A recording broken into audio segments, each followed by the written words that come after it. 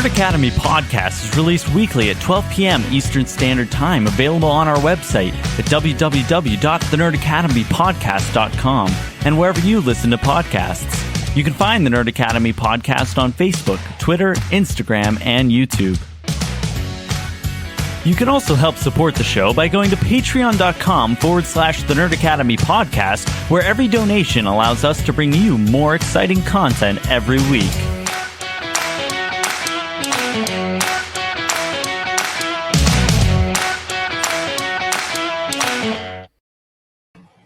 Good morning, class, and welcome back to the Nerd Academy podcast, your source for nerddom news and commentary. I am your superior web headmaster, Jarod Bachman-Stubbs, and joining me, he's back, guys. We got Devin Armel on the main show. Yes. So excited. Yes, we are doing our Black Widow review. Travis isn't here, obviously, but Devin is on deck here. I think Devin on deck. That's a TikTok guy I like a lot. He does like really cool men's fashion stuff. I didn't mean to do that, but I did that. I'll take it. Devin on deck. You're a stylish gent yourself, so it's not like it's anything new. Well, thank you. We also have a guest this week, guys. She is one of the associate editors at the Mary Sue and co-host of the Podro Pascal podcast. That is incredibly hard for me to say with me getting tongue-tied all the time. We have Rachel Leishman joining us for the show. Hello. I didn't say it wrong, did I? I said it correctly. No, you said Leishman correctly. Yes. Okay, good. I didn't want to bungle it.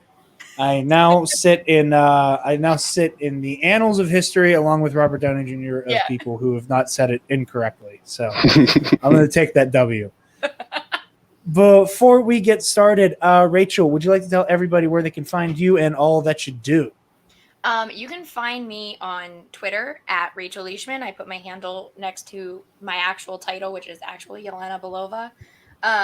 But you can follow me on Twitter there. On Instagram, there's an underscore between my names. And then you can follow me at the Mary Sue, where I am normally nerding out about Marvel. And if not Marvel, it's Star Wars. And then, Podro Pascal is just Podro Pascal everywhere. We had a season break because we realized the summer is very busy. So it's a little break right now there, but we'll be back. Everybody needs to take a break. We just came back on Movie Club. Had to take a little bit of a break ourselves, and we're back by the time this is out. This will be out on this coming Tuesday. So off the top of my head, no, I lied. I'm putting this out today, as I'm an idiot. I'm dropping. I can't even keep track of what I'm doing anymore. There's going to be a Space Jam review next week, and Movie Club is back next week with the Space Jam review. $10 patrons will get it today. But we are here to talk about Black Widow. The MCU is back in theaters, at least. Obviously, we've been having our slow drip of MCU TV stuff. We finally have our first flick. I can certainly say it feels good to be back in the theaters, seeing an MCU movie. Absolutely. It's not the first time I've heard the like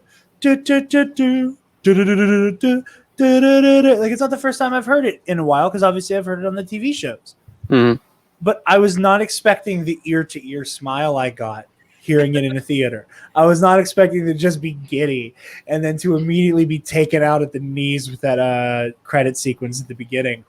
I'm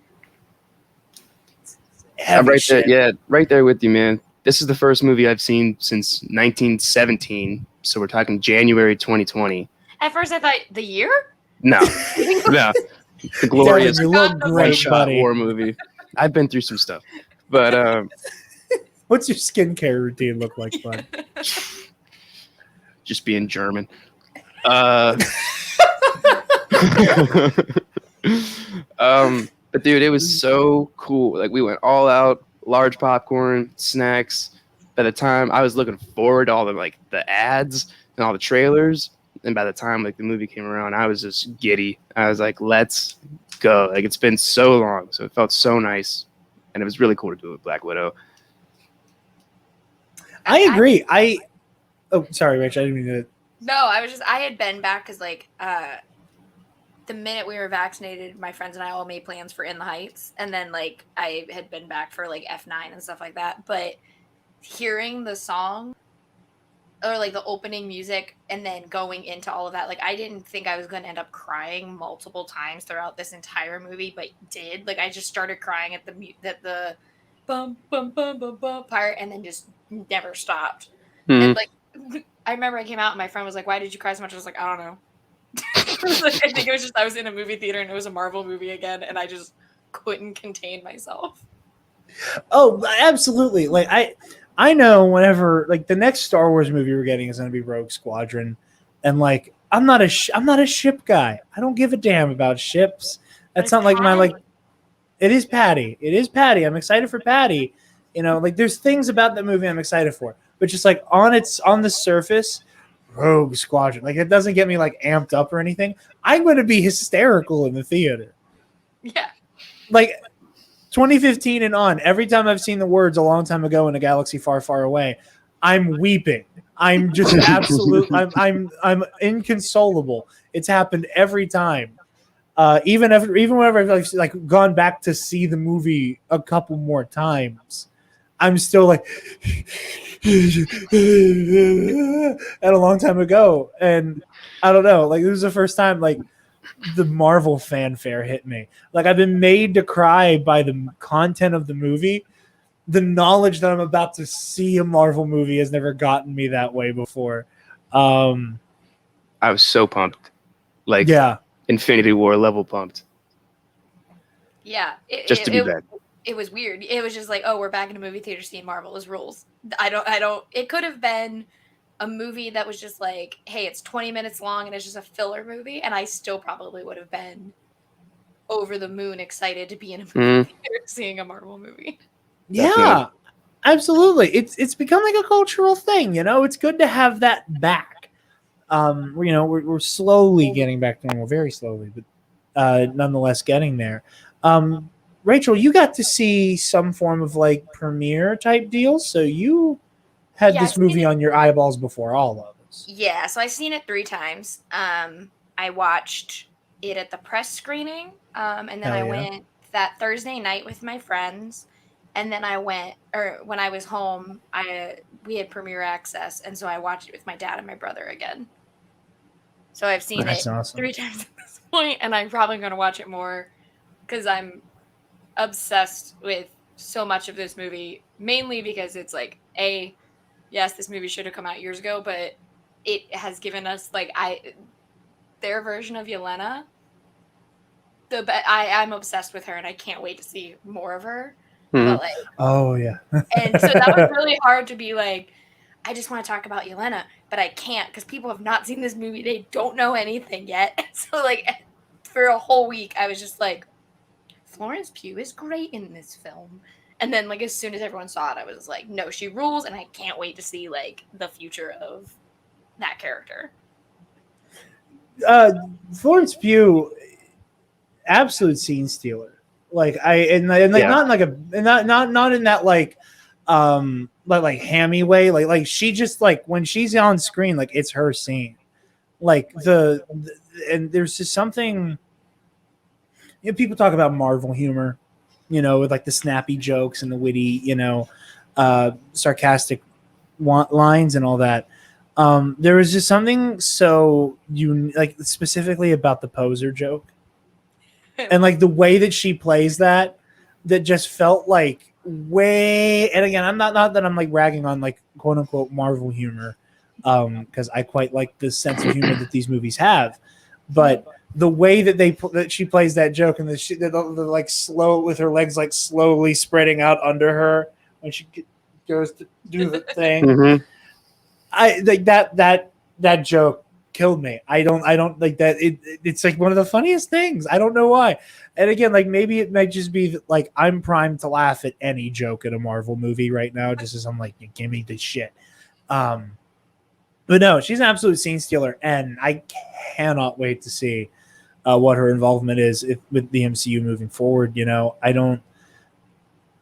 we're in that kind of impasse. You know, we've talked about it a lot on Nerd Academy, where we talk about how we're kind of in that space that a lot of the comic books get to a lot themselves, where the landscape of the universe is nothing like what at face value you think it should look like. Right now there's a lot of legacy heroing going on. Loki has become a completely different character for all intents and purposes in a good way. Sam Wilson is the current Captain America. We're going to have all this stuff with, Ms. Marvel and Captain Marvel. There's a lot of legacy stuff going on, and I'm looking forward to a potential legacy Black Widow. I think that's really cool. That's pretty much what we're, obviously Hawkeye as well, which we'll get to that connection. We'll get there. But yeah, it's that legacy stuff that just absolutely excites me so much. This is the most the MCU has felt like comic book stuff in a weird way, because it is all of that. It's not the status quo that we're used to for once. But yeah, so you said you got 3 times. I've seen it twice. I've seen it once. Devin, you've seen it once? Okay. Just once, yeah. While we're doing character talk, I do want to talk about our titular hero. This might be ScarJo's best performance as Natasha, which I think this or Endgame for sure. Yeah. Well, I also think this is the most real and honest Nat we've ever gotten to see. Yeah, because most of them she has at least she's guarded in some way or another, or knows something that someone else doesn't, and is keeping that a secret. And this is one of the first times where it's the family who knew her, and then the family that she left behind that is broken, that she has to go and fix by the end. Those two things make her very vulnerable, and I think it's really interesting. And plus, and this is a weird me problem, but it was also the first time that I actually believed that is a redheaded woman spy fighting, because every other Marvel movie she's had horrible wigs, she hasn't really looked like the right Nat. And I think this one, this is my favorite Nat look. It's my favorite vibe of hers. And it ruled, and it sucks that it's okay, cool, we got this movie, but Nat is dead in the larger MCU. So yay. The greatest villain in all of Marvel history is not Thanos, nor Doom, nor Kang, and it's Ike fucking Perlmutter. Yeah. Well, this movie, especially because of her performance here, very much. And this is a weird opinion. I've never been quite sure how to fully express. I don't think it would have been a terrible idea for Phase 3 to not be the mega phase that it was, and to let stuff like Infinity War and Endgame maybe trickle into a Phase 4. Because I really think extra move, and again, a lot of this would involve breaking the rule of trilogies, and stuff like that. That I wouldn't have minded a phase that took place between Civil War and Infinity War. Mm-hmm. That, where we could have gotten stuff like this, a story about this, do a full-on Secret Avengers. Yeah. While Cap and Sam and Bucky, everybody's on the run, or not Bucky, obviously, because he's in Wakanda, but do something like that. And this movie would have fit in so perfectly there. Mm-hmm. Or a sequel to this movie would have fit in so perfectly there. It just, I don't know. Part of this, the one of my biggest complaints about this movie is that it is reminding me of things that had we had somebody at the helm who wasn't a jackass like Perlmutter, how much more MCU we could have potentially had. And with a franchise this big, that sounds mildly greedy, but also Perlmutter is a ghoul, and didn't let projects like Black Panther or Captain Marvel or Black Widow come to fruition because people of color and women in the leading role, and again, ghoul. But it just, I could do with so much more of this. Yeah. Yeah. Mm-hmm. Grounded Marvel. Yeah. Or more grounded than, at least what's coming for sure. Yeah. It's certainly no time travel. Or anything crazy like that. And that's the other thing that I'm loving right now with the MCU is the this like really fun push and pull that's going on between the like it feels like there's like two paths of story that's happening right now, where there's the time bendy multiversey like sci-fi element, and then the grounded here's what's happening on Earth, and I can't figure out which plot line I'm more enamored with, because every time I see one of them I'm more enamored with the other one, or like I'm more enamored with the one I just watched. Like you want more of what you just watched. It was like coming off of Falcon and the Winter Soldier. I was like, I'm really excited for like the multiverse stuff, but like, what's going on with Val? Is this the Dark Avengers? Is this the Thunderbolts? What's happening here? John Walker, I want to hit him with a truck, but also fascinating character. What's happening here? And then I watched Loki, and I'm like, I don't think I give a damn about any of the spy stuff that's going on. Show me more of the multiverse collapsing in on itself. And then I watched Black Widow, and I'm like, oh, they're gonna fight. Okay, cool. But that's another thing I want to talk about a little bit later on. But in terms of Nat's family dynamic, Devin, we both have this lovely gentleman in our names. That's him.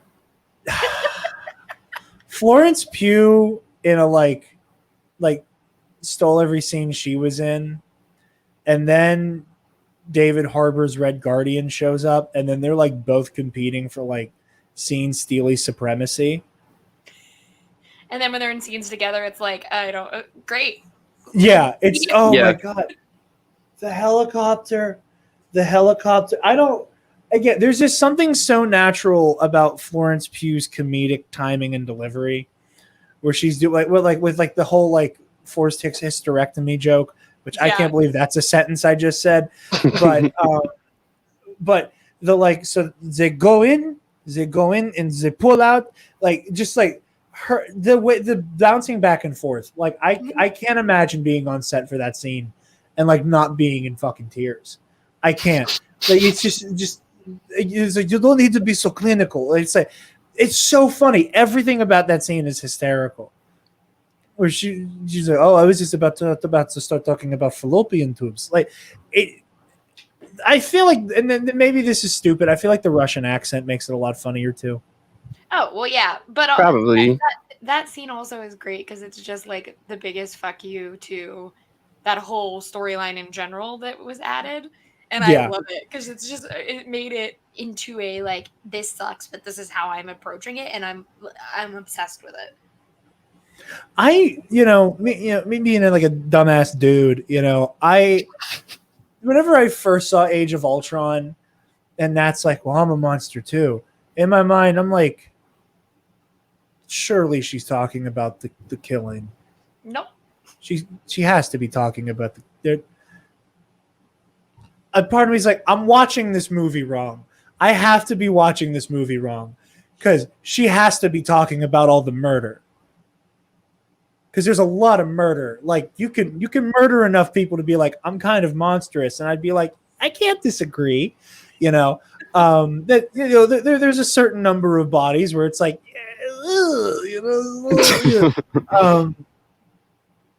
and then I just recently people talking about that scene, and I'm like, oh, that is what she was saying she was a monster for. Yikes. That is a major reason why I don't like Age of Ultron. And it was like, I've written articles about it and had people be like, that's not even that big of a part. And I'm like, it's big enough that I don't like that movie. It is a large enough part of Age of Ultron that I'm like, I'm good.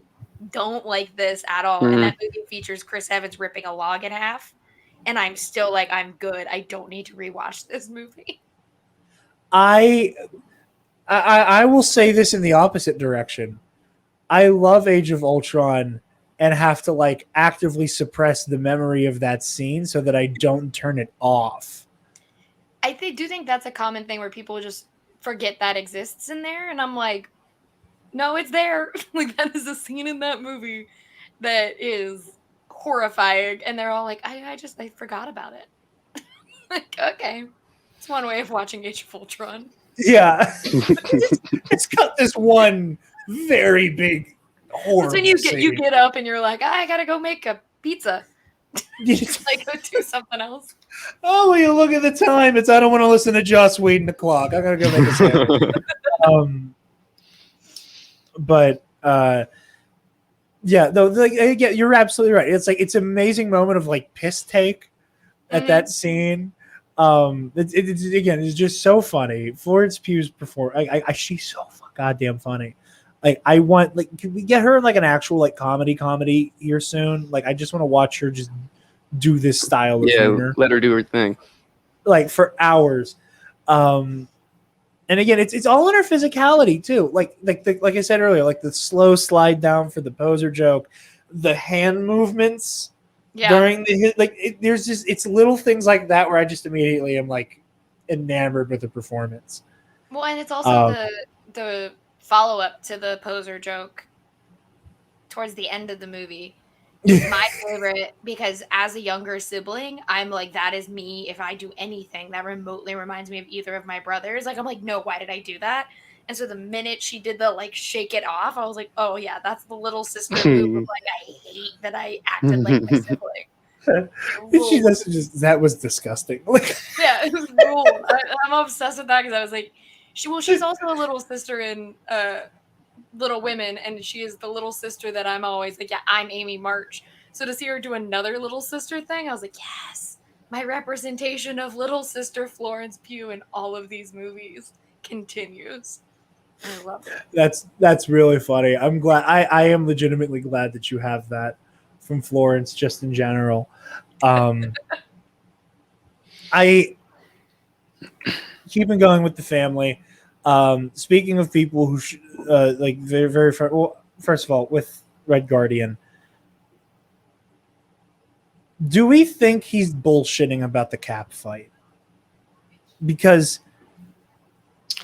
yeah, he had to have, because like, well, I like the theory that it's a variant or it's like one of the break off timelines because Steve was like around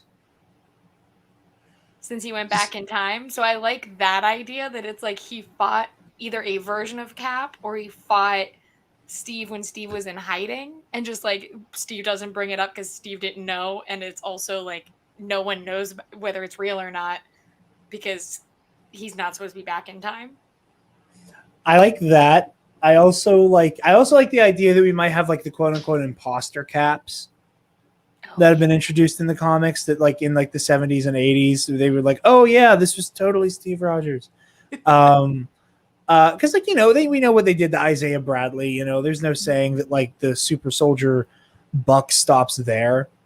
Because at first I'm like, it's funny when he's like, doing the arm wrestling stuff and he's getting his like giant back tattoo or whatever.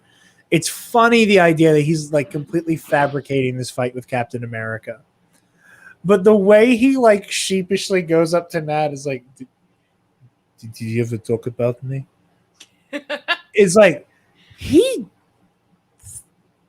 can't be lying. Like, he's telling the truth. He thinks he fought Steve Rogers. I think he just wanted to be recognized and was like hoping that, you know, the real Captain America would have like at least acknowledged him. But like if they fought before, like in Civil War, as soon as it was like, oh my God, more super soldiers are created, like we gotta stop them. I feel like if there was like another super soldier out there in the world, besides all he knew was Bucky, then like, I don't know. I don't think it's actually like legitimate, I guess. Well, but again, like you have like Isaiah Bradley, who's just kicking out there. Yeah, you know, classified. They type existed. Stuff. They existed. I also I thought it was like more of a joke or a nod towards like his narcissistic, you know, egotistical character, just just like, you do know Captain America and you're my daughter. Does he ever talk about me? And like, It's so funny. He was phenomenal. I like out loud when I was finally able to read the knuckle tattoos. Like I honked with laughter, where I was like, "This is just perfect." I would be lying if I said I haven't already started considering cosplaying Red Guardian. I think you should. I think I should too. I think I would like that more than you would. You could just wear the prison jumpsuit. I can't stop there. I have. It has This to is be a the full two-parter. suit. Yeah. I'm a big guy, so it'd be funny for me to be in the suit and to be a little snug, you know. I don't want to destroy that shield, but also I kind of want to slap a hammer and sickle on it, you know. Like, comrades assemble. But no, Dave Harbour, absolute. He's my favorite character in this whole movie. Like every little bit from him, like the botched speeches when they're in the red room thing, where like he can't get the speech out. Iron Maiden's out of the room. It's like, damn it! Like, it's just funny. He's adorable. He's hilarious. He's a dumbass. He's an oaf, and I love him. Speaking of Iron Maiden.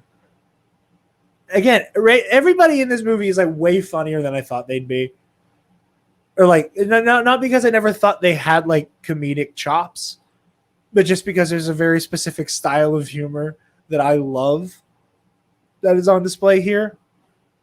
And Iron Maiden, I can't remember her name. I know it's Rachel Weisz. I can't remember her character's name. Melina, thank you.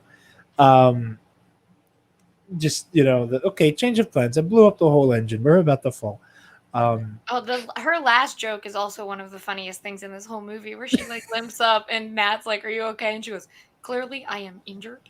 And she's leaning into him, just it was rules. She's like, "Clearly not. I'm hurt," and you can see that.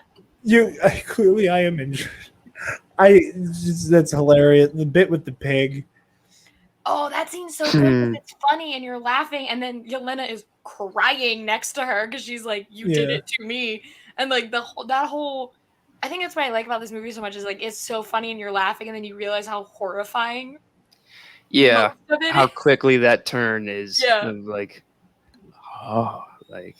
Yeah, she's sitting there just trying not to cry, which I was like, oh yeah, I've been that at the dinner table where everyone's having a good time and you are not, and you're like, I'm not gonna cry, and then as soon as she has the moment, she's like, "Oh no, I'm gonna make all of you feel bad, all three of you." And you're right, and you're not wrong at all. But by the same token, me and my stupid lizard brain, sometimes the sound of someone falling over just makes me laugh. So the second Pig Alexi just, I'm laughing like an idiot. We just got Devin and I just got done ripping Space Jam apart because we're soulless ghouls who wanted to go after a children's movie, and I'm over here the pig fell down and I thought it was really funny. I'm a Disney shill, I get that mouse money, everybody. Yeah, truly, yeah. I get my monthly ears and paycheck, but I do talking about. I feel bad because I like talking about Alexi, but I also got really annoyed when all of the not you guys obviously, but a lot of the guys online were like, "Alexi is the only good thing about Black Widow," and I was I'm gonna fight some people on this bird app. These people are wrong. I was like, that is such a horrible take. I had such a horrible take. It was constant enough that I was like, you are making me, a David Harbour fan, angry. I was like, leave it alone. Stop. He's my favorite because of I just love that character type of the absent-minded oaf, and also socialist Captain America just kind of is my favorite shit ever. Yeah. And it's also firmly on the list of okay, here are all the characters you're never gonna see in a movie ever. And then he was there. I say this all the time. Anybody who listens to the Nerd Academy stuff, you've heard me say this a billion times. The fact that we live in the day and age where characters like Doctor Strange, Black Panther, Ant-Man, the Wasp, like all of these characters that most normal people didn't know about are household names and continue to become so, where you have stuff like Red Guardian being everybody like being, for the most part, in a lot of reviews, just going, oh hey, like David Harbour is absolutely hilarious. It's like never, it could not have happened 10, 20 years ago. No, 10, 20 years ago, Doctor Strange was just a one-off joke in Spider-Man. Yeah. And now he's like a fully formed character with his own movie. Now kids dress up like him for Halloween. You know, like that's that's part of why I get so excited. Like it's like Red Guardian is in a movie. Oh no, it rules. It's just like we are just in the online culture of like, especially with female-led movies. Oh yeah, where there are people online who are like, I'm going to pick the one man and he's the best, and you're like, okay, relax. Oh yeah. I was like, I made so many Hopper jokes while watching that movie because I love David Harbour, but also like, temper it down, Twitter. It's that weird, fandom menace, manosphere nonsense that. Yup. I want to say, Rachel, thank you for the absolutely bitchin' segue. Taskmaster. We're gonna talk about Taskmaster. I love Taskmaster. Same. I thought it was so cool. So freaking cool, and just like it brutally intimidating. I mean, oh my god! Like straight visor, camera zooming in. He's just scanning the hell out of you, and like he's gonna throw back whatever you throw at him. And like seeing him be Hawkeye, seeing him be Cap, seeing him be Black Panther. Like I'm sure I'm missing more. I know I am, but like it was so cool to think that if you had a room full of like, powerful characters, like all of our Avengers, if they were all in the same room, Taskmaster might be able to like, handle it. She might be able to handle it. Like, well, no, but that's the coolest part is the whole movie. They keep saying he, and then it's revealed that it's a girl, and you're like, wait, hold on, like, because Florence Pugh calls Taskmaster he when they're in the car. I don't think she knew. No, none of them knew. They all just assumed. Nobody knew. They all thought that like, what the hell? The big honcho. Is it Ivan? Dreykov. Thank you. I was like, made coffee. Like, yeah, I know this. Appreciate it. But yeah, like everyone thinking not only that his daughter's dead, but like, Black Widow freaking killed her.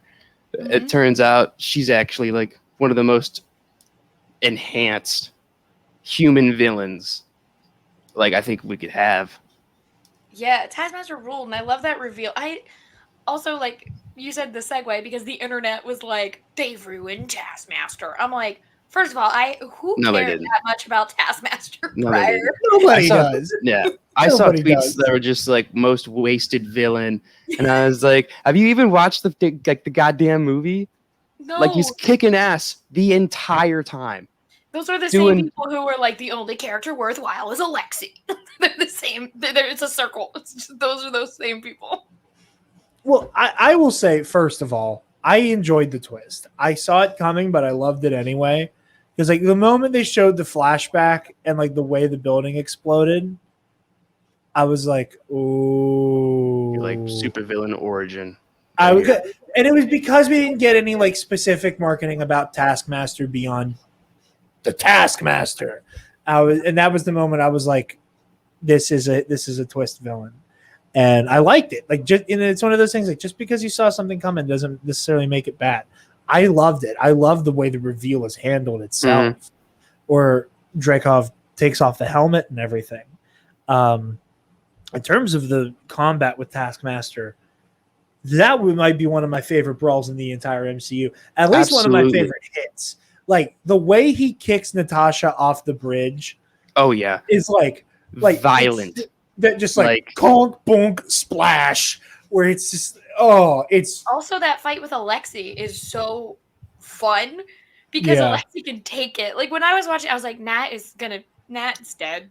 Nat broke, like 4 ribs. You know, in Spider-Man 3, when Harry gets knocked off the glider and just eats the side of a building until he hits the dumpster in the street? Yeah. She goes through that like a couple times in this movie and can still walk. Like,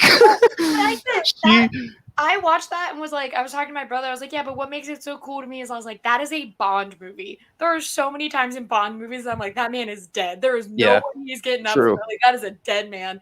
And she every time was like, well, okay. And you're like, you just fell 20 feet from the top. You just fell off of a building. You got kicked off of a bridge. The car you were in blew up and you're still alive. And like, it ruled though. I was like, great. I'm in. As long as you guys just keep getting blown up and all you have are like some bruised ribs, great. Hey, Yelena said it best. She just needs an ibuprofen. Someone needs to get their ass to Vormir. Okay? Bottle of like extra strength Advil, you know, like, hey, get up. But no, like here's what I will say. The bridge kick was the only one where I was like, you're done. It's over. You didn't think the car going into the subway flipped over where the only injury was Yelena's arm? Oh, no. I mean their like seatbelt and could walk straight up fisticuffs. Yeah, they had their seatbelts on. Exactly. They're fine. The seatbelt's like a magical shield, everything. No, the bridge kick, like in terms of just like hand-to-hand combat of like somebody getting hit or falling off of something. Her falling off the building, I was able to accept on just the brief premise that it was not a straight down fall and that she like bounced off of enough shit on the way down to like not hit terminal velocity. That like she's definitely messed up here, but there wasn't enough of like a splat landing, like the other widow whose leg was just like, you know, by the time she hit the ground. I keep flailing around and like making noises like the people who only listen to this show are going to understand anything I just said. Again, video version. That's the one you need to be tuning in. Splat, sploot. That's what happened in that scene. Yeah, it really is. But no, the car going into the subway, that was another where I was like, that was a lot. I was like, that was a lot for people who aren't. That was a real like, is this Fast and Furious moment for me. I don't think it ever exceeded cheesiness, not even cheesiness, but like outlandishness, like unrealistic territory until I saw this like CGI car getting just rolled around and then go down into a subway tunnel. And then I was like, oh, okay. Oh, you're alive. Cool. And like, and you're walking. And you're walking. Better start running. Like, like at first, like I was watching and I was like, oh no, people are gonna say it's unrealistic. And then I thought about like the shit Indiana Jones went through and Bond and like all these movies I grew up watching with like these leading men that that I've loved for forever. And I was like, wait, if I can believe that Harrison Ford consistently got the shit kicked out of him and was like, I'm still handsome and like suave. What's up, guys? I can believe that Nat flipped a car over, skidded the entire way down a subway platform, and then walked. I'm believing it. Spending my actual like knowledge of how car wrecks work, and just I'm in. It's just such a funny beat. It is. I'll say one thing though about Taskmaster in that scene specifically. When I saw it, because I saw it like the opening night Thursday, and our speakers in that movie theater were just kind of dookie. But when I saw it again that weekend, I didn't realize they gave Taskmaster like almost like a Darth Vader-esque like respirator. Yeah. Mm-hmm. That like I could, it was not audible the first time I saw it. So the second time, well, like every time they cut to Taskmaster, it's just like I was like, oh god, that is terrifying. It's a little stereotypical to have like a heavily not only armored but masked, faceless villain who doesn't speak much. I know Vader talks, but like that still realm of Vader just like shut up. Supposed to be very intimidating, and then you give him like a groggy respiratory system on top of it, and it's just like, okay, like we're all gonna die, and we should all be quite afraid right now. I like it. I think you just made me think about it. I think the only thing Taskmaster says is like when Antonia once Nat, like at the end, that's the only time Antonia speaks in the whole movie. Is he gone? Oh yeah, she says, "Is he gone?" And I think that's the only thing that Taskmaster says in the I think you're right. One line of dialogue, and it just that murdered me. That was just like, honey, he was reduced to atoms. It is okay. Like, yeah, he's gone. This time, there's no questioning. Yeah. But yeah, no, I like the Taskmaster twist. I think it was clever. I think that it offers up a lot more storytelling opportunities. Mm-hmm. I think that because here's the thing, and there's a lot of villains who I think could have and should have been utilized sooner. You know, again, in my opinion, there's a phase that you could have done in between Civil War and Infinity War that could have filled out these kinds of stories. Like I said, like Secret Avengers era stuff. And that's where villains like a true to the source material Taskmaster would fit in nicely. Okay, real quick. If there was like a Black Widow trilogy in that time period between Civil War and Infinity War, I don't know how it would work because, like, how could she be doing so many things and on the run? What I'm saying is, like, if you let some of these movies get made when they should have been made, like, let a Black Widow prequel happen that, like, tells the Budapest story in, like, phase 2, a sequel to that in phase 3, and then maybe the final chapter that is this happen in, like, the Secret Avengers phase. Picking up what you're putting down. The prequel, I would have gone even further and shown her getting out of the Red Room. So then it go as far back as you want. It establishes all the Dreykov stuff, and then does the Budapest and how she gets to be with S.H.I.E.L.D., and then do this as the third one. I think you can still do it.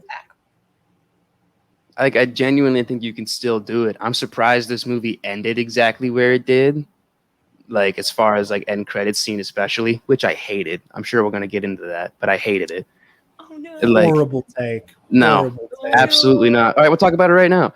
I hate that they're going to try to... No, they're going to try to build a TV show or a movie, which I'm totally fine with it being between all these characters. I'm excited to see where it's going to go. But I hate that the whole, like, pitch is essentially, like, the misunderstanding of how Nat died. Oh, wait, no. She's in Hawkeye. Who's in Hawkeye? Yelena is in Hawkeye. No, yeah, I knew that. I thought you meant a different show. I was like, wait, no, she's in Hawkeye. No. I hate that the buildup that they're going with right now is this misunderstanding that they're going with that, like, Hawkeye either directly killed or, like, blew her off or gave her up or something, let her die. He is responsible for her death. It, like, when I first saw it, it immediately almost took away from, like, what actually happened in Endgame. Like, because it's not what happened at all. And I feel like there is a much better way. There's 100 ways these characters are connected. And I feel like it'd be a lot better than just, like, a vengeance game between, like, essentially a new Black Widow, like, mantle carrying character versus, like, Hawkeye, who has just been through his shit. And just, like, Hawkeye's had a very tough life. And, like, can we not just have, like, a cool Kate Bishop show and, like, bring in Yelena and, like... See, I don't think she's going to actually try and fight him. Okay. That makes me happy. Because I think, like, Val never says that it's Clint Barton. It's just a picture, and I don't think Yelena knows that that's Clint.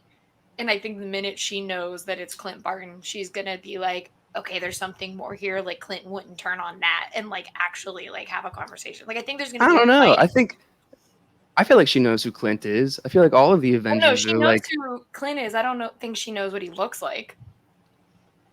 I don't know. They're, like, celebrities at this point. Like, Fair. On the news fighting crime, like, probably on kids' lunchboxes, like, in that universe. And, like, how many fucking times are the Avengers referenced in Black Widow? I think it's at least a dozen between, like, why can't we get one of the bigger ones? They're like, oh, you can't call so-and-so for help. Or, like, yeah, I'm an Avenger, but blah, blah, blah. It's just, like, It was constant. But anyways, like, I'm very curious if it is Thunderbolts, like you said, or if it is, like, Dark Avengers, whatever Val's doing behind the scenes.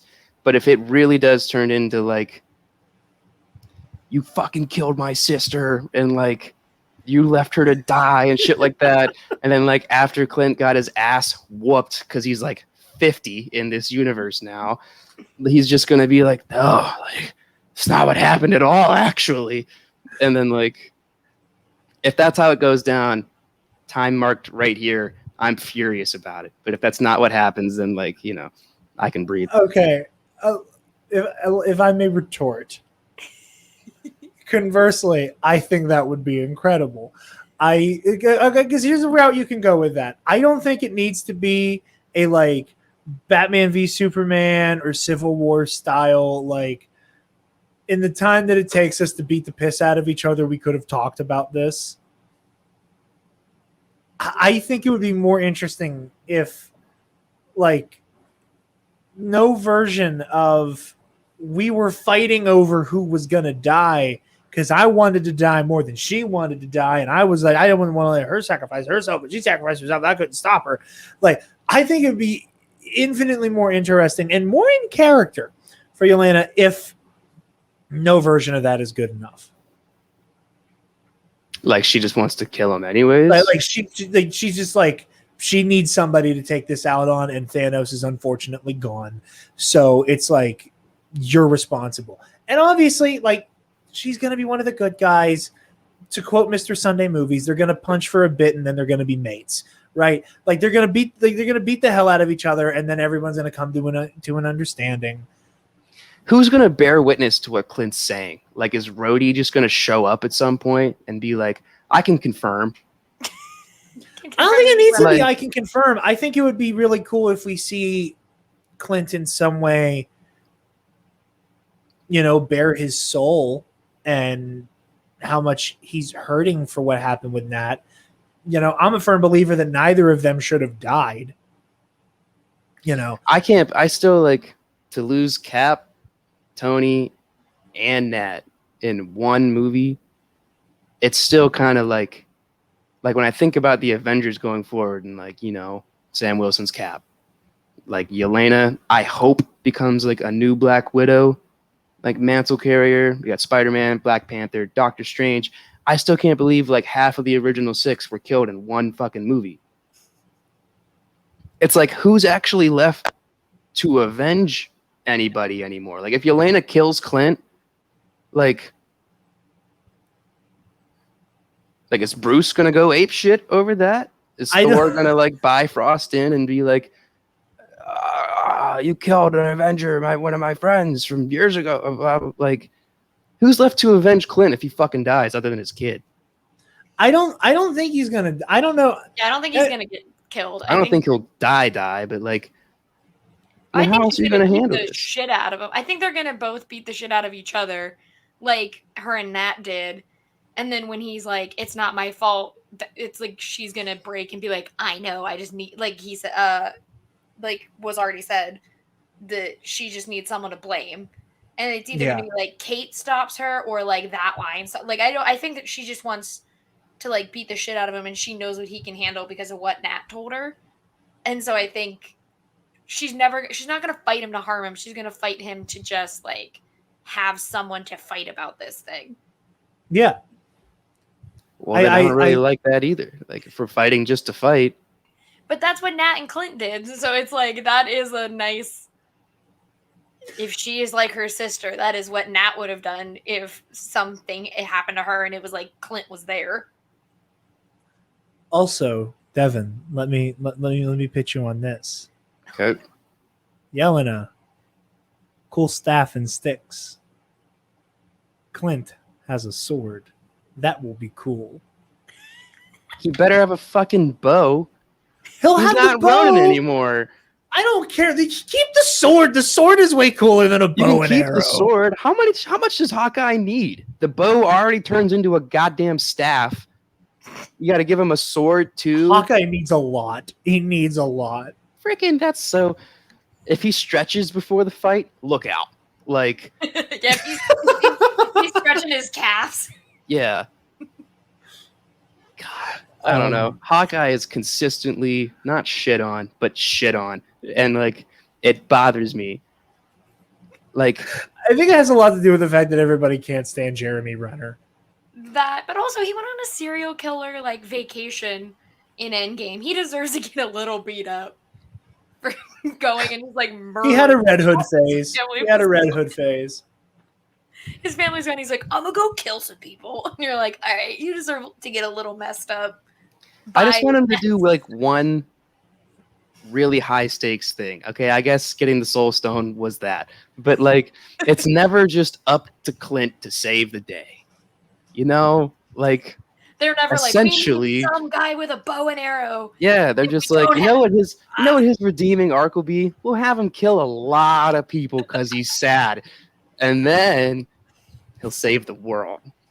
But with this other large group of incredibly powerful beings, and like, not to bring up Rachel's favorite movie, but his pep talk to Wanda in Age of Ultron, like, that's kind of him being the MVP, because like he gave her this like indirectly, like when you flick the dominoes over, he gave her the pep talk that got her on their team, so that when Pietro got turned into Swiss cheese, she like kicked on the super move and like wiped out like an entire battalion of Ultron bots, like in one fell swoop. So like from a certain point of view, was the MVP of Age of Ultron.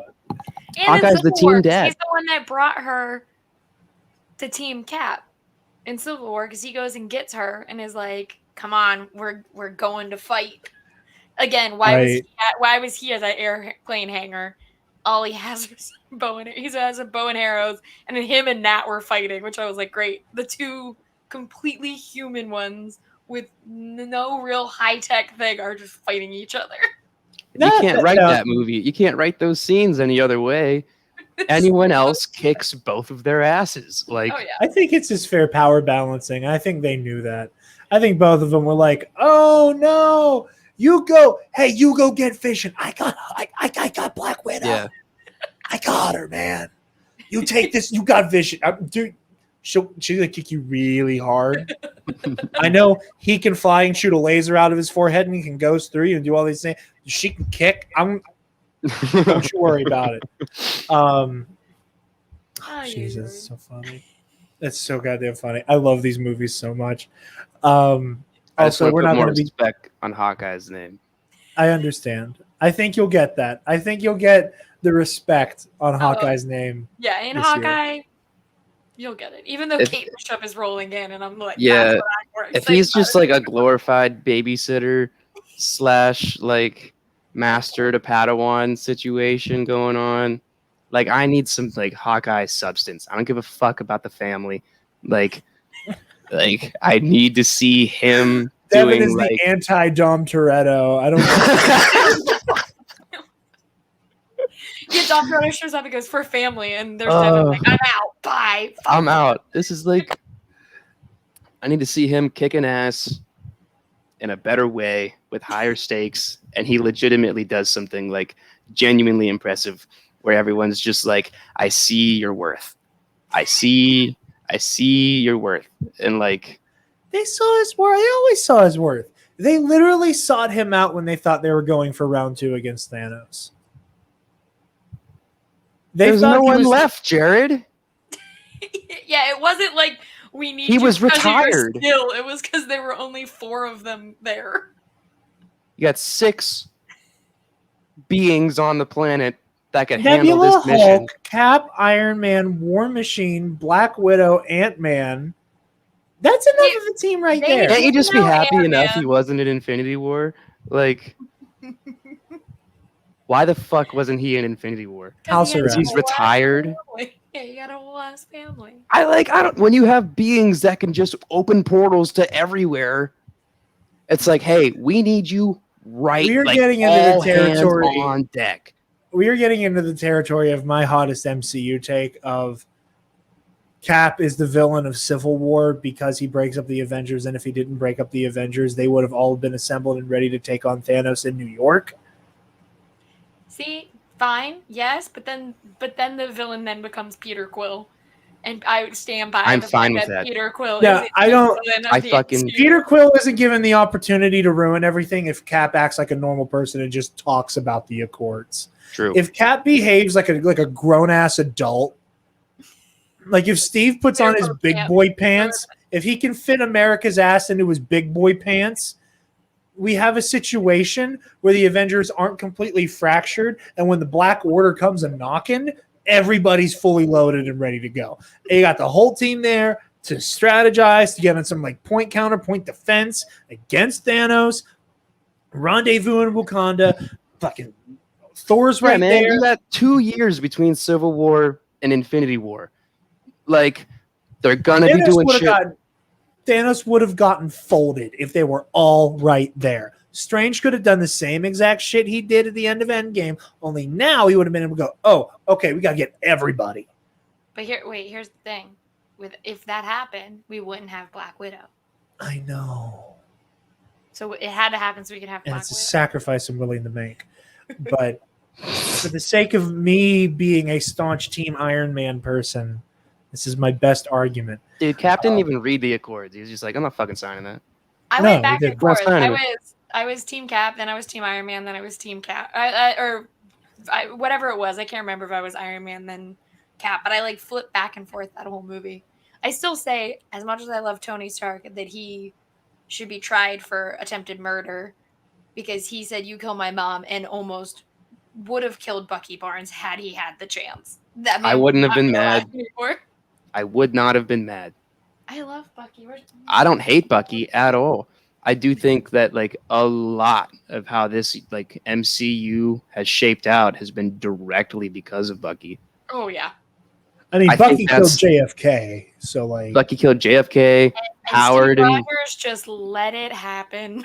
Steve Rogers like, well, Bucky's JFK. killed a handful of important characters. He's gotten characters super mad at. He broke up the Avengers essentially.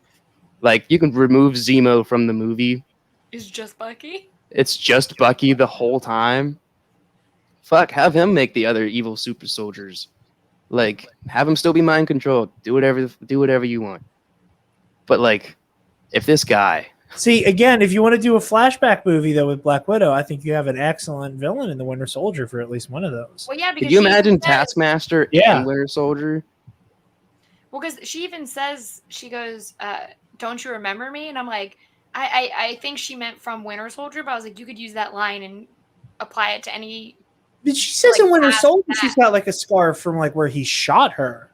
Oh yeah, she has the scar. Yeah, and she's then- she's encountered him before. Like the Yeah, 'cause slug the "Don't round. you remember me" line is in Civil War, but yeah, Yeah. I forgot about the scar. See, There's so much that was left on the table here, and it's because Ike Perlmutter is a ghoul. Yeah. Do you guys Son feel of a like bitch. Bucky's been nerfed? Just real quick. No. Really? I feel like in Winter Soldier he came out like this is a menacing villain. I think he's and then not in Cap in Winter Soldier, I just think he's less Like- vicious.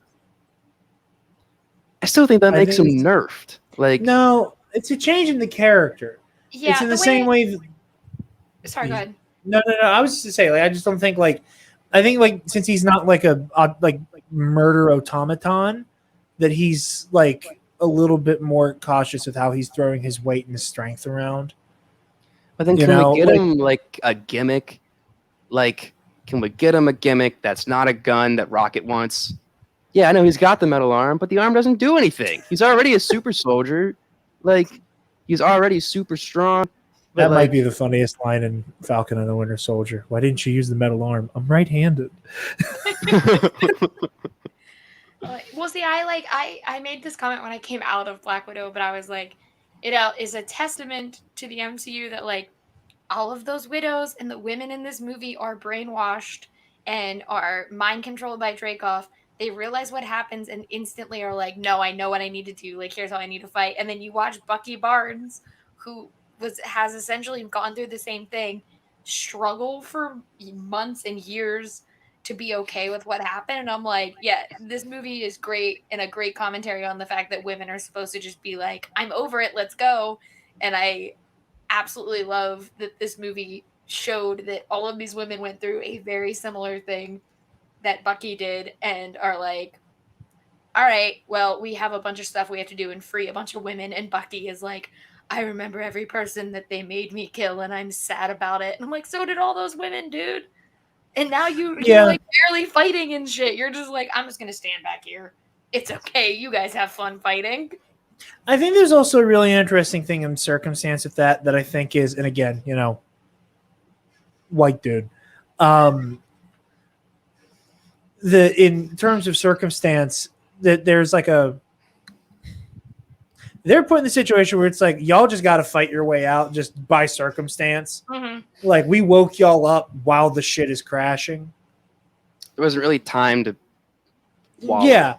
And then I also Yelena's the same way because Yelena was also brainwashed and was just like, well, I have to go save everyone else. Like I can't. Yeah. Now just walk away from this.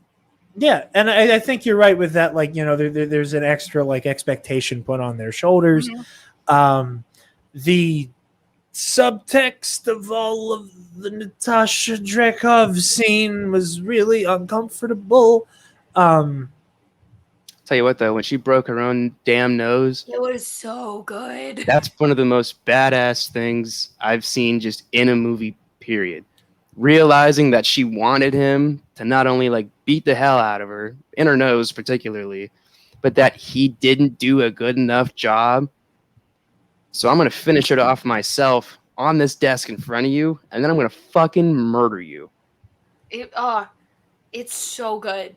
That Take my money, take it all, make as many Black Widow movies as you want. I'll go see all of them with a smile and a lollipop. Like, I can't. I was so over the moon at that part of the movie. Please go ahead. Sorry. No, it's okay. I was just, like you said it was uncomfortable, but like that scene and like the power struggle to the point where you then realize like she was always in control regardless of what he thought is badass. And it's just like that scene. And I love when like one of my favorite things is when people can hurt themselves in a movie or like in a fight scene to like for the greater good, like whenever people are like breaking their wrists to get out of handcuff stuff. So I loved in this movie when like Yelena cuts out her own tracker, and I love when Nat breaks her own nose because they're both like, in order to survive, I have to hurt myself to do it, and I don't care as long as I get out of this. Yep. And I think that is one of the most badass things in especially this movie. Like both of those women are like, oh, this is what I need to do in order to meet this end. Okay. And like Nat just shoving her face on the desk. And then like later when her nose is crooked, just like cracking it back into place and then like continuing to do what she needs to. Back to work. Oh, so good.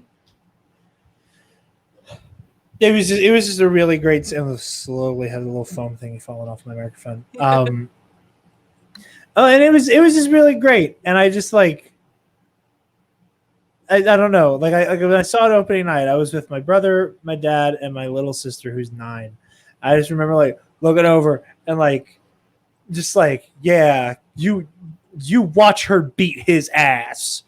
You watch her brutalize this man. He has incredibly supportive. Absolutely. Yeah. I was just, like again, like, white dude just very bad. Be like, that's what feminism is. You kick his ass, hurt it, Well, yeah, this movie is the epitome of I came out of this movie and was like, oh, I got to go to the gym so I can like throw a dude. I want to. I got to go so I can just like physically pick up a guy and it's awesome. And it'll be I got to put that on the back of the Blu-ray. It's just like, I came out of this movie being like, I can throw men. Let's go. That is so funny. Well, it's like that tweet that people said after Wonder Woman is like, is this what white men always felt like when they would see superhero movies? Because it's like we watch it, we're like, oh shit, I can do this too. I can throw someone, like I can flip a car down a subway and then get out and walk into like this thing. But like, yeah, I have gone running every day with my hair pulled back like Yelena with the 2 ponytails. That is so precious, and I love that. It's inspiring, makes me want to go. But it's like, yeah, this movie, I'm excited that like I have a baby niece. I'm excited that she gets to like grow up with like Wonder Woman and this and Captain Marvel, where I'm like, I love Spider-Man, but it took me years in order to get like the female superheroes I enjoy. Well, luckily, it looks like we're on the warpath to that no longer being the case. Yeah. However, I think we are at the end of things. So, Rachel, if you would like to give your final thoughts and a letter grade for this bad boy. Oh, well, A+, because I think there's something to love in every single movie, so I always give them 5 stars when I'm not doing it for work, unless I am very offended by said movie, which I obviously was not with this. So it gets an A+, because I love it. But yeah, I think this is it made me very sad that it took this long to get Nat a movie, but I love what they set up with the future of the Black Widows. I love that we got this look into her family and like everything with Alexi and Melina in America. Oh, we didn't talk about the use of Don McLean's American Pie in this movie, which I am obsessed with. Oh, yes. That was cool. That was very cool. I loved it. I'm very character driven, so I loved that Yelena is just so obsessed with America because it was when she was happiest. And Nat, despite her best efforts, out of everyone still has an American accent and is very clearly like was still rooted in what happened in America. But yeah, I love this movie very much. I think it's great. And I think it has I know people are not as obsessed with the final act as I am, but I think it has a really good final act that like shows the trauma that all those women went through and like their strength in being like, we have to like help the other ones. We can't just like go and be free and forget what happened.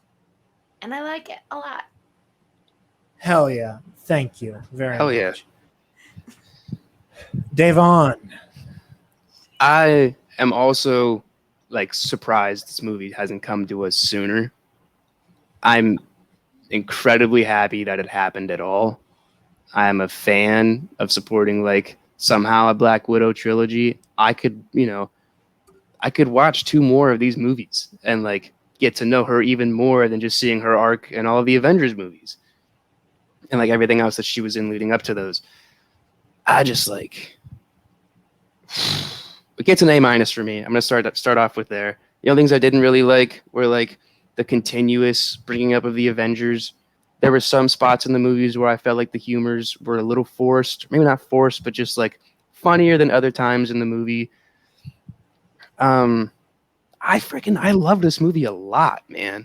Like it was so good. Like the villains were good. I understood motives for people, like the fight scenes, fight choreography, like CGI, set design, story, like all the characters.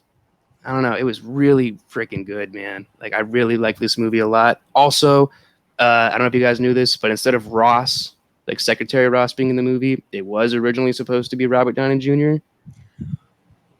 Apparently that was like a switcheroo along the way, which I'm not mad about because, there was a part of me that was like, shit's hitting the fan really hard. There's this base in the sky that's incredibly daunting and this take over the world scenario. I was like, maybe Iron Man will show up. Maybe he'll just send her some sort of technology, or maybe he'll just like be like I was watching this whole time and like give her some sort of tech or just something or whatever. But by the end of the movie, I was incredibly happy that it was just Black Widow and like her like family, essentially the characters in that 100%. World. I was very, very happy. I was so curious throughout the whole movie. I was like, is anyone going to show up? Blah, blah, blah, blah, blah. But, by the end of it, when she did have blonde hair, her sister's vest on, and she's just like, I got to go break my friends out. I was just like, perfect. A Black Widow movie. It was awesome. I'll probably see it again, like soon. And I'm excited to do that. So those are my final thoughts. Jarod, buddy. Yeah. Take it away, man. How do you feel? I liked it a lot. I think that the main thing that holds this movie back is the point of the timeline in which it was released. Again, in a Secret Avengers phase that this movie could have come out in, we could have seen what got the rest of the Secret Avengers arrested. We could have seen the breakout. There's a lot of stuff I wish we could have seen that just would have involved this era of Natasha. However, that is not directly the movie's fault, but it is something that holds it back. because it does take place in a larger universe, and you can't exactly remove it from that. The only real issues I had beyond that was just the Red Room felt way more powerful than I felt like it should. Like, that was, I think, the one thing that kind of like blew me away, is that it had its own like floating fortress in the sky. Yeah. Where it was like, again, if we handle a couple things here and there differently in the MCU, keep Hydra or Shield around a little bit longer. It feels like a second Hydra. No mind control. It feels like a second Hydra. Like, that was my thing. Where government infiltration, soldiers that can bring down whole countries overnight. That was my own. Just like, this seems really, I get it. Yeah. Big for something that's supposed to feel this underground. Not in like a literal sense, but like just obviously it's the very opposite of underground. But the Red Room felt like this very like hush hush thing, and floating fortress in the sky is very not hush hush. But other than that, and it's like that, and how incredibly nitpicky that is to begin with, I'm kind of sitting at a B+ A- ballpark. So if I have to pick, I'm probably skewing a little bit closer to B+, but it is a very, very, very, very high B+. Fair. Real quick, was Yelena blipped? Do we know that? Kevin Feige said we'll learn it, but not that we know as of right now. Okay. So we'll know eventually whether or not she was. Probably Hawkeye, I'd imagine. Oh, yeah. I was like, Hawkeye blipped her? Yeah, no, it was totally Hawkeye. He did it. He snapped. Rachel, before we let you go, because I know you have other things to do because you are a very busy lady, where can the lovely people find you and all that you do one more time? You can follow me on Twitter at Rachel Leishman and on Instagram at Rachel_Leishman. You can follow my work at the Mary Sue, and you can listen to Podro Pascal, where we talk about the filmography of actor Pedro Pascal. Anywhere online, just search Podro Pascal and we'll pop up. Hell yeah. Absolutely one of my favorite Twitter follows, and the Mary Sue is one of my favorite nerd publications. Yes, I quite like it a lot. The name makes me happy every time, and because I like to pick fights with a certain sector of the internet, I can't help but love it. But thank you very much for joining us, Rachel. We're honored to have Rachel, you on. Thank you. Of course. Thank you guys for having me. Absolutely. Devin, where can the lovely people find you, good friend? Guys, you can follow me on Instagram at DevinJArmel or on Twitter at DevinArmel1. That's about it. Jarod, how about yourself? You guys can find me on Twitter and Instagram at DarkJedi2552, and you can find the Nerd Academy podcast on Facebook, Twitter, Instagram, YouTube, and on our website, www.thenerdacademypodcast.com, where, if you're feeling generous, you can donate to our Patreon page. Speaking of our patrons, thank you to our $10 alumnus, Case and Brion, the Waffle Wizard, Delta 9, Zach Knaus, and never gonna give you up, never gonna let you down, never gonna run around or desert you. I'm gonna do it every time because you signed up at the $10 tier. I don't know who you are, but I'm gonna counter your joke by going all the way in on it. Be sure to consider the $5 tier, where you get access to the Nerd Academy Movie Club audio commentaries, the Knights of the Nerd Republic Versus series. We're going to be recording that this coming Monday. We're doing Darth Treya versus Yoda, and Heroic History 101 will be back very soon with Batman 3 Jokers. Be sure to click the student store link on our website to get access to all manner of Nerd Academy merch and goodies. Be sure to like, comment, share, subscribe, do all the things. Go listen to Podro Pascal. Go read some stuff on the Mary Sue. We read from Mary Sue articles on the show. This is not a new thing. Go check out everything that Rachel does. Thank you all so very much for listening. And class dismissed. Stop! Move away from the cookie jar.